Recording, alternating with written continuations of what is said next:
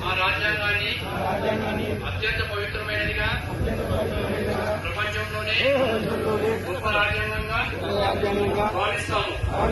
మాకు సార్వభౌమత్వ, సౌమ్యవాద, లౌకిక, ప్రజాస్వామ్య, గణతంత్ర రాజ్యంగా నిర్మించుకోవడానికి సాంఘిక, ఆర్థిక, రాజకీయ న్యాయాన్ని, ఆలోచన, భావ ప్రకటనలు, అంతస్తులను, అవకాశాలను, సమానత్వాన్ని కల్పించడానికి కుల, మత, ప్రాంత,